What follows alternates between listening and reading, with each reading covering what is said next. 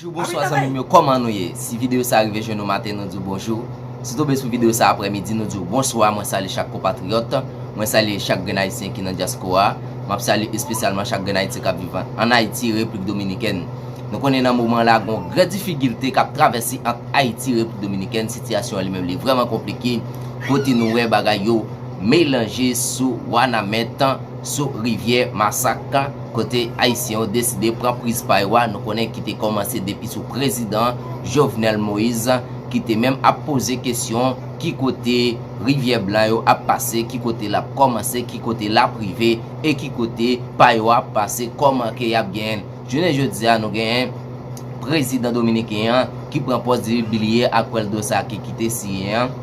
Eh bien qu'a fait gros coquin qui voulait mener gros bataille demander pile soldats sur frontière qui pour mettre discussion ou bien qui pour mettre barricade envers peuple haïtien sur travail qui ou prend décision pour faire ou même qui pour qu'on nomme pas oublier c'est donner notre TV production, abonner avec channel là, partager vidéo, like, commenter pour capable dire nous qui sont pensés de ça qui a passé, de travail qui a fait là. Et bien amis, parce que nous sommes compatriotes, l'Union fait la force à l'île pour commencer après 1804. Nous grand monde parce que nous prenons indépendance, nous sommes premier peuple noir qui prend indépendance et gagne pile bagaille parce que la population dominicaine ou bien espagnole là, ils comprennent très bien. Et bien amis, ma salut peuple Wanamet là, en pile courage, m'a souhaité peuple Wanamet là qui bataille en lui-même, les papes qui n'a continué de travailler jusqu'à la fin. Et m'a salué Bouric de la Talaï, premier artiste haïtien qui débarqué sur le canal Wanamet là, sur le travail population lui-même, la fin là, Wanamet. Et bien, mon ville Wanamet, en pile courage, moi remets nous en pile là, m'a souhaité nous courage, qui God la protéger nous, qui God la lui-même, capable de bénir nous. Et bien, ou même toujours dire que c'est 17 septembre 2023 qui complet l'année qui a fêté anniversaire, nous déjà dit bonne fête, qui God la lui-même, lui protéger, qui God la garder, succès dans la vie. Que God la changer bagay pour et bien tout ou même tout qui sous cabane l'hôpital moi continue dire que God la lui-même li passer ouais ou même qui en prisonnier que God la lui-même li passer ouais ou même qui dans maison la cao nous souhaitons bonne santé. Et bien amis nous connaissons que comment bagay en pile dominicain d'accord avec ça qu'a fait là comme ça tout en pile pas d'accord avec ça qu'a fait là même parce que dans cette vidéo ça nous pral entendre ensemble avec ça qui d'accord avec ça qui pas d'accord ça qui parler mal ça qui parler bien n'a attendre tout là dans cette vidéo ça amis qui moi porter pour matin. Et bien amis parce que nous pas que beau en pile nous pral entendre ensemble ça Dominique ou même il a dit de ça qui a passé parce que président il mal réagi dans ça qui a passé il mal agi parce que gen bagay l'état doit comprendre yo gen 11 yo gen 11 canal déjà nous même n'a prend un seul petit parti à les déranger yo t'a laissé tout temps pour acheter produits chimiques dans mais qui peut déranger nous manger qui pas bon pour nous manger yo pas besoin manger yo rejeter yal poté yo ba nous sous frontière. Et bien amis on a le temps ensemble nous pas que bon pile là on a le temps ensemble ou même compatriotes haïtiennes moi yo. Saludos dominicanos, señores. Me ha tocado a tanta gente escribiéndome que yo opino del tema de esto, del cierre de la frontera y de todo eso. Miren, ya se ha dicho tanto sobre eso que yo le voy a decir un punto de vista. Miren, el presidente Luis, que militariza una frontera y agarra y se monta en un avión y se va. Yo no sé cuántos están de acuerdo conmigo de que se quede por allá. Ojalá y no venga y deje a Raquel, a la vicepresidenta, que termine el tiempo que falta y se quede por ahí mismo. Porque militariza una frontera, hace creer como que hay un problema bélico entre dos países, lo cual no lo es. Eso es una situación que él mismo salió en un video, el presidente, dándole el permiso a ellos a que construyan ese canal, que es para llevarle agua a una finca bananera y de arroz que tenía el expresidente de Haití que mataron. Y ahora reanudaron el proyecto que el presidente y el canciller de la República ya habían acordado de que eso se haga. Ese río tiene 55 kilómetros de río Masacre de Jabón del territorio dominicano y 7 kilómetros en el territorio haitiano. Cuando dos países comparten un recurso natural como un río o una playa, se ponen de acuerdo para el uso de esos recursos y ellos se pusieron de acuerdo. Ahora él está actuando, porque esos militares, el presidente está actuando, el de aquí, como que esos militares negros que llevaron allá en Haití, como que fue una provocación de que lo vamos a hacer, y eso no es así. Esos militares lo mandaron para proteger de que no seamos un lío, porque la construcción de ese canal ni siquiera es estatal, es algo de una empresa privada. Y el gobierno, el poco gobierno que hay en Haití, mandó a esos militares para que no se vaya a llamar un lío. Pero hay permiso para construir el canal, hay acuerdo entre las dos naciones. Entonces el presidente agarra y militariza la frontera, cierra la frontera que no debió de cerrarla, porque eso es lo que causa más caos, productores que pierdan dinero. Pero como los números del presidente van para el piso, hacen este show mediático y usan todos esos guardias, esos pobres guardias, y lo tiran para la frontera para hacer trabajo. Pero pinco, quiera Dios y no sea así, que un guerrillero de esos haitianos vaya y se le zafe y quiera hacer un lío a un guardia de estos y otros guardias le aflojen a tiro. Y si hay un lío innecesario,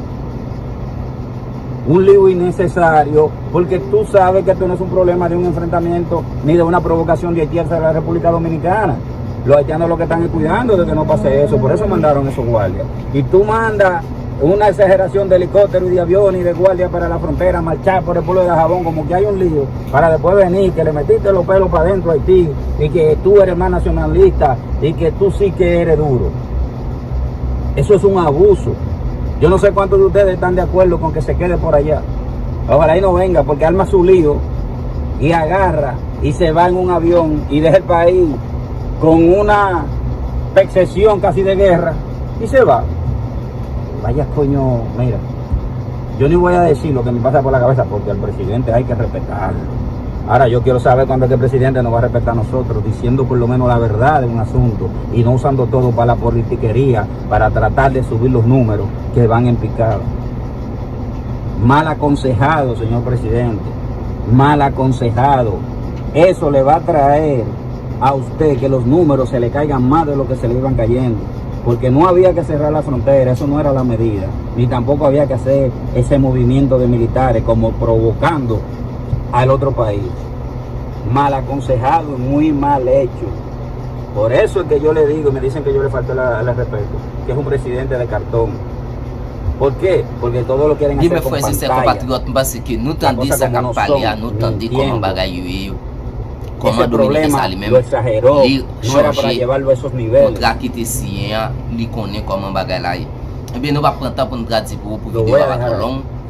Même tu parles espagnol ou déjà comprendre, parce que pas doit attendre ou capable expliquer aux l'autre qui bon côté ou qui manque comprendre message ça ou bien vidéo parce que ou gain son ou gain image ou ouais ou tendez parce que ou capable comprendre. Quand ça tout gain pile l'autre jeune garçon Dominicain gen jeunes qui pas d'accord à faire guerre, gen qui pas d'accord à faire bataille là, dit ou pas, yo pas d'accord pour une bataille entre Haïtiens et République Dominicaine parce que nous c'est deux pays qui sont voisins, nous c'est deux pays qui ensemble tout collés.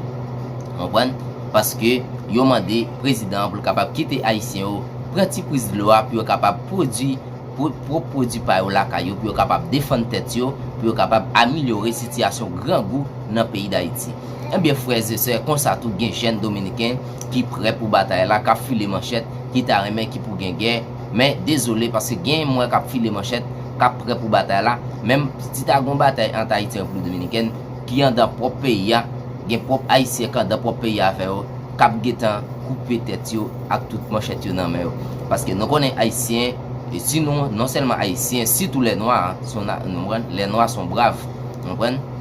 Haïtiens sont nation qui brave en pile là et nous gagnons nation haïtienne même qui goumé avec en pile go la mer qui fait en pile par coup goumé pour prendre indépendance tant que caporal la monte dit tous les boulettes sont des poussières et ben nous connaissons boulettes c'est poussière oui en avant soldat et ben je dis bagaille vraiment compliqué zanmi nous pas le faire entendre jeune garçon qui dit Abinadel lui même li pas dans guerre li pas dans bataille avec haïtien quitter haïtien ou pratique le apprend pour capable distraire parce que li pas vle guerre li gen famille faut capable passer avec famille et tout comprendre li pas capable guerre avec haïtien nous c'est voisins nous pas guerre pour nous goumen ici là déjà gain 11 canal déjà et bien ba ici aux chance pour capable faire petit canal yo pour capable distraire on a le temps ensemble même et puis n'a tout faut entendre même quand un petit bout de vidéo un petit individu qui dit président pour capable bali holding pour capable marcher pour haïtien a veut dire pour président ba au permis pour capable marcher pour haïtien même bagay qui pas jamais fait c'est ça qui est ta main qui pour faire